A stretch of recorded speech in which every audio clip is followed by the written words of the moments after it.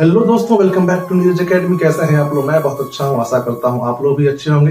चलिए आज हम शुरू करते हैं फर्स्ट फ्लाइट बुक का चैप्टर नंबर 2, जिसका नाम है Long Walk to Freedom by Nelson Mandela. इस चैप्टर को शुरू करने से पहले मैं आपको छोटी सी जानकारी नेल्सन मंडेला के बारे में दे देना चाहता हूँ। आइए देखते हैं।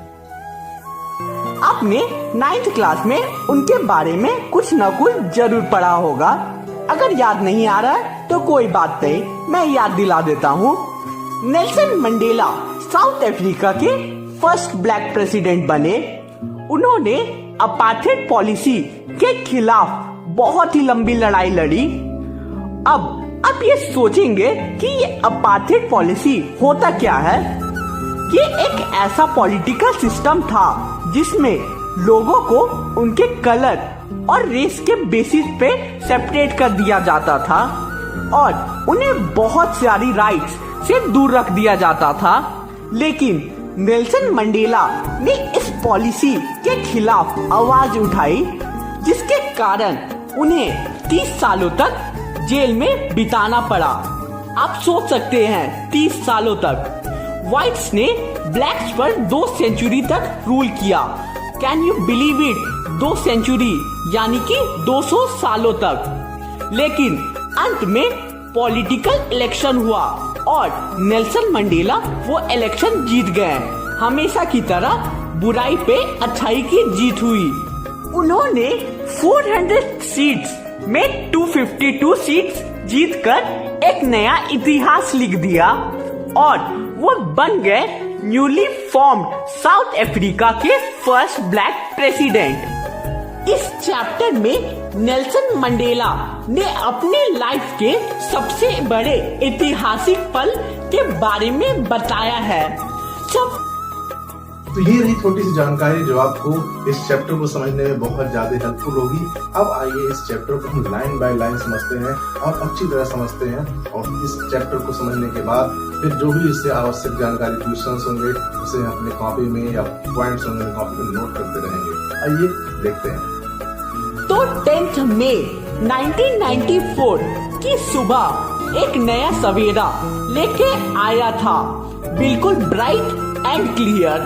नेल्सन मंडेला कहते हैं कि उन्हें रिस्पेक्ट और ऑनर देने के लिए लोग सुबह से ही आने लगे थे। दुनिया भर के बड़े बड़े पॉलिटिशियन, रिच पीपल्स, सभी लोग आ रहे थे ताकि उस इनॉग्रेशन यानी कि समारोह को रिस्पेक्ट दे सके। ये गैदरिंग अब तक की सबसे बड़ी गैदरिंग होने वाली थी। ये समारोह यानी कि इनॉग्रेशन एक लवली सी सैंडस्टोन एम्फी थिएटर में होने वाली थी, which was formed by union buildings in Pretoria. पिछले कई डिकेड्स तक अंग्रेजों ने यहाँ रूल किया, लेकिन आज ये प्लेस रेनबो जैसा दिख रहा होता है क्योंकि इस सेरेमनी में बहुत से डिफरेंट लोग आए थे। Different caste, different colour, different race के सभी लोग आए हुए थे क्योंकि साउथ अफ्रीका में पहली बार एक नॉन रेशियल गवर्नमेंट बनने जा रही थी। अब हमें नेल्सन मंडेला बताते हैं कि वो एक सुहावना ऑटम डे था और उनके साथ उनकी बेटी जेनानी थी। सबसे पहले मिस्टर डी क्लर्क को सेकंड डेप्यूटी प्रेसिडेंट बनाया गया। उसके बाद थाबू बेकी को फर्स्ट डिप्यूटी प्रेसिडेंट बनाया गया और लास्टली नेल्सन मंडेला का टर्न आया। उन्होंने शपथ लिया कि वो संविधान और उनके लोगों के लिए सदैव समर्पित रहेंगे और साउथ अफ्रीका के पीपल की भलाई के लिए हमेशा काम करते रहेंगे। नेल्सन मंडेला अब कहते हैं कि ये जो ह्यूमन डिजास्टर था रेशियल डिस्क्रिमिनेशन का, ये बहुत दिनों तक चला, लेकिन अब जो सोसाइटी बनेगी वो बहुत ही ज्यादा डेवलप्ड बनेगी, जिसको ह्यूमैनिटी को उस पे प्राउड फील होगा। जो भी कंट्रीज ने अपार्थाइड के कारण साउथ अफ्रीका से सारे रिश्ते तोड़ दिए थे वो अब न्यूली फॉर्म साउथ अफ्रीका से अपने रिश्ते दोबारा बना सकते हैं। अपार्थेड के अबॉलिशन से ह्यूमैनिटी की जीत हुई है, पीस की जीत हुई और ह्यूमंस के रिस्पेक्ट की जीत हुई है। अब नेल्सन मंडेला बोलते हैं कि साउथ अफ्रीका में कोई भी रेस्ट्रिक्शन नहीं होगा। पहले ब्लैक्स को इलेक्शन में भाग लेने की राइट्स नहीं थे, लेकिन अब हर साउथ अफ्रीकन फ्री होंगे पॉलिटिकल इलेक्शन लड़ने के लिए।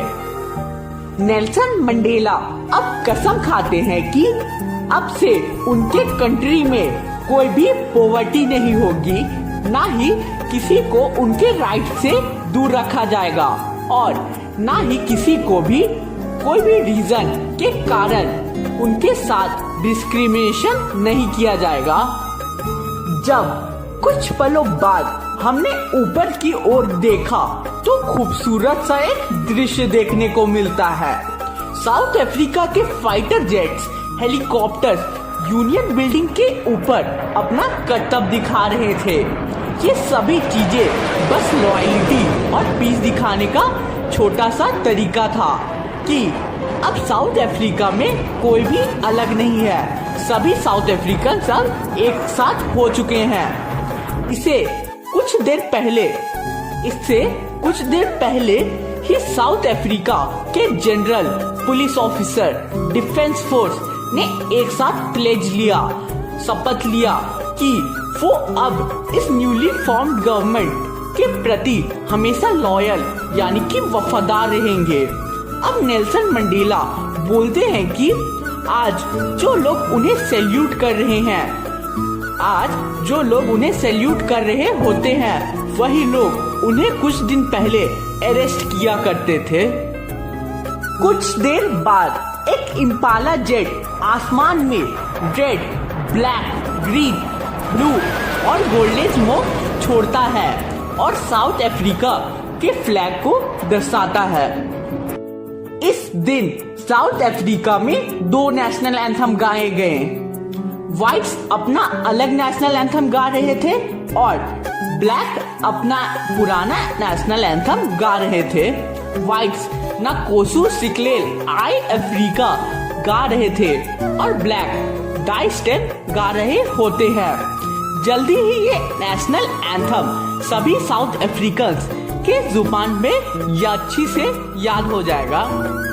Mandela not tells us that inauguration के दिन उन्हें उनके पास्ट की याद आ रही थी। 20th सेंचुरी में जब कुछ दिन पहले एंग्लो वॉर हुआ और व्हाइट्स ने ब्लैक पर जीत हासिल कर ली और अपना रूल्स एंड रेगुलेशन इम्पोज कर दिया उनके अपने खुद के लैंड और कंट्री में, और उनके रूल्स ने ऐसा सोसाइटी का जन्म दिया जो बहुत ही ज्यादा हार्श एंड क्रूएल थे। लेकिन 20th सेंचुरी के अंत तक ये सारा रूल्स को खत्म कर दिया गया और एक नया सोसाइटी बनाई गई। और ये जो सोसाइटी बनी वो 1000 लोगों के सैक्रिफाइसेस के चलते बनी, जिसे कभी भूला नहीं जा सकता। वो सभी लोग मेरी जरिए यानी मंडेला के जरिए इस आजादी को एंजॉय कर रहे होते हैं।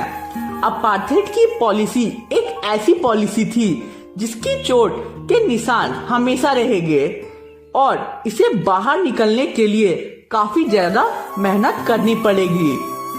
कुछ लोग जैसे द ओलिवर टबोज, द वॉल्टर सिस्युलेस, द चीफ लिथ्यूलिस, द यूसुफ डडोस, द ब्रैंड फिस्चर्स, द रॉबर्ट सोब्युवेस का इस सब में बहुत ही बड़ा रोल था। उनके कारण ही आज साउथ अफ्रीका आजादी की सांस ले पा रही थी। अब शायद ही ऐसे लोग देखने को मिलेंगे। आज उन्हें इतना महान कहा जा रहा है क्योंकि वो उनकी ही मेहनत का फल है। अब मंडेला कहते हैं कि वैसे तो हमारी कंट्री में अबंडेंस ऑफ मिनरल्स है और डिफरेंट जेम्स है, लेकिन अच्छे से देखा जाए तो असली वेल्थ तो हमारी कंट्री के वो लोग हैं जिन्होंने साउथ अफ्रीका के आजादी के लिए अपनी जान को गंवा दिया। मंडेला अब कहते हैं कि उन्होंने ऐसे लोगों को देखा था जिन्होंने बहुत सारी परेशानियां झेली और टॉर्चर सहा, लेकिन ये सब के बाद भी वो इंसान हिम्मत नहीं हारता। एक वीर इंसान वो नहीं होता जो कहता कि मुझे डर नहीं लगता। असली बहादुर वो होता है जो अपने डर पे विजय पाता है। जीवन में हर इंसान के 2 ऑब्लिगेशन यानी कि बंधन होते हैं। पहला अपनी फैमिली के प्रति और दूसरा अपने समाज कंट्री के लिए। लेकिन साउथ अफ्रीका में उस समय ऐसा नहीं होता था। अगर कोई इंसान ब्लैक है और उसे अच्छा जिंदगी जीने का मन कर रहा है, कोशिश करता है, तो उन्हें टॉर्चर किया जाता था और सबसे अलग कर दिया जाता था। अब मंडेला कहते हैं कि स्टार्टिंग में वो अपनी फैमिली को इतनी इम्पोर्टेंस नहीं देते थे, लेकिन जब उन्हें उनकी जिम्मेदारी का एहसास हुआ तो उन्हें उनके ऑब्लिगेशन को पूरा करने के लिए रोक दिया गया। जब मंडेला का जन्म हुआ तो वो फ्री थे और कुछ भी कर सकते थे। He was free to run in the fields near my mother's hut, free to swim in the clear stream, free to roast maize, etc. जब तक कोई बच्चा अपने ट्राइब और अपने फादर के बनाए सारे रूल्स को मानता है, तब तक उस पे कोई भी मुसीबत नहीं आती। उन्हें बाहर की दुनिया के बारे में कुछ भी नहीं पता होता है कि इंसान ने या गॉड ने कोई भी रूल्स बना रखे हैं। उनकी दुनिया तो केवल उनकी फैमिली तक ही सीमित रहती थी। जब मंडेला थोड़े बड़े हो जाते हैं और उन्हें रियलाइज होता है कि वो फ्री नहीं है, उनपे बहुत सारी रिस्ट्रिक्शन थी, तो नेल्सन मंडेला के अंदर में फ्रीडम की भूख जागने लगी। जब वो थोड़े और यंग हुए तब वो जोहान्सबर्ग नाम के सिटी में रहते थे और उनपे बहुत सारी मुसीबतें आने लग गई और वो तब बहुत सारी आजादी चाहने लगे, जिससे वो चाहे उससे शादी कर सके, अपने कमाए हुए पैसे अपने पास रख सके, अपनी एक फैमिली बसा सके। लेकिन अब नेल्सन ये रियलाइज करते हैं कि साउथ अफ्रीका में कोई भी फ्री नहीं थे। Even his family members were not free. उन्होंने देखा सारे पीपल जिनके कलर ब्लैक थे उनके साथ बहुत ही गलत हो रहा था। तब नेल्सन मंडेला ने ANC African national Congress party को ज्वाइन किया और अपने पीपल की आजादी के लिए लड़ने लग गए। अब नेल्सन मंडेला कहते हैं कि उनमें कुछ भी खास क्वालिटी नहीं है। ऐसा नहीं है कि वो औरों से ज्यादा सैक्रिफाइसिंग नेचर के हैं, लेकिन जब उन्हें वो रियलाइज हुआ कि उनके पीपल, उनके लोग फ्री नहीं थे, तब नेल्सन मंडेला अपनी फ्रीडम को एंजॉय नहीं कर पा रहे थे। अब लास्ट पैरा में मंडेला कहते हैं कि व्हाइट्स को हेट्रेड से आजादी चाहिए। उनकी सोच बहुत ही छोटी थी और उन्हें इस सोच से आजादी दिलवाना जरूरी था। जो इंसान किसी की आजादी छीनता है वो खुद भी आजाद नहीं होता है। जो इंसान किसी को ऑपरेस कर रहा है या तो ऑपरेस हो रहा है, दोनों ही एक दूसरे की आजादी को छीन लेते हैं और दोनों ह्यूमैनिटी के साथ खिलवाड़ कर रहे होते हैं। तो बताइए दोस्तों, कैसा रहा ये चैप्टर? इस चैप्टर के बारे में कमेंट करना बिल्कुल भी ना भूलें, वीडियो लाइक करना ना भूलें, कमेंट करना ना भूलें और अपने दोस्तों तक शेयर करना बिल्कुल भी ना भूलें, ताकि और कंटेंट आपको मिलते रहें। चलिए तब तक फिर मिलते हैं, बाय बाय।